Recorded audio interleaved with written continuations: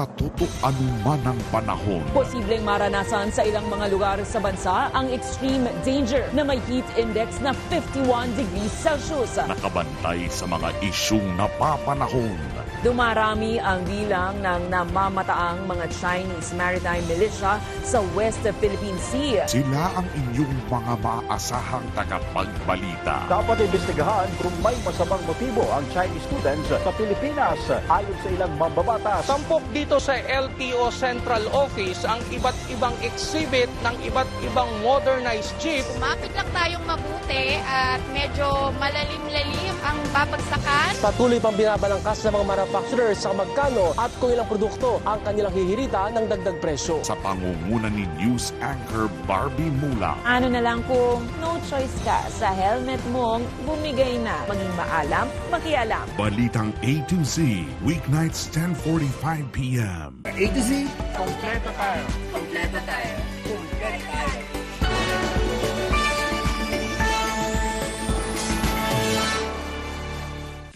Kompleto na ang panonood araw-araw dahil sa mas lumalawak nating samahan. Mula Luzon, Visayas hanggang Mindanao, kumpleto tayo. Tuloy-tuloy ang kumpletong panonood sa A to Z via digital TV coverage. NCR, Northern Luzon, Central Luzon, Southern Luzon, Western Visayas, Central Visayas, Eastern Visayas, Northern Mindanao, Davao Region, at mas kumpleto pa dahil meron din via cable TV coverage nationwide, NCR, and to over 200 plus regional cable operators nationwide. Mas palalawakin pa natin ang maaabot ng kumpletong panonood dahil sa A to Z, kumpleto tayo. Lahat ng gagawin namin ay para sa ikasasaya ninyong lahat. We love you! Dapat kumpleto tayo. Itinanghal bilang Asia's influential and highly credible ang Zoe Broadcasting Network Incorporated. We love you! Magkakasama dahil tayo madlang people, isang totoong pamilya. Ano pa bang kulang? Limutan niyo mag-imbita ng bisita. Yung totoo, nagugustuhan na kita. Gusto ko kung ayusin yung pagsasama namin. Sobra-sobra pinasaya mo ako.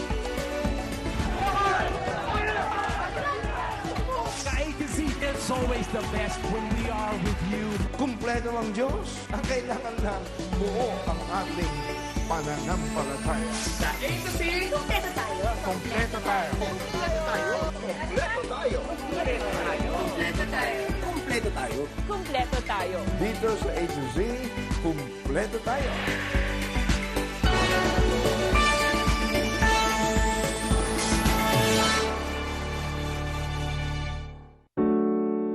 Aming Ama, maraming salamat at muli mo po kaming binigyan ng isang buong araw upang maging daluyan ng iyong pagpapala at liwanag sa marami. Salamat po sa pribilehiyong umabot at maglingkod sa aming mga kababayan at sa mas marami pang tao sa buong mundo. Patuloy po naming dalangin ang iyong pagsama at pag-iingat nang sa gayon may pagpatuloy po namin ang iyong layunin at maisulong ang iyong kaharian dito sa lupa. Pagpanibaguhin mo po ang aming lakas, kalusugan at sigla sa aming pagsunod sa iyo. Ito po ang aming dalangin sa pangalan ng iyong bugtong na anak na si Jesus, ang aming Panginoon at tagapagligtas. Amen.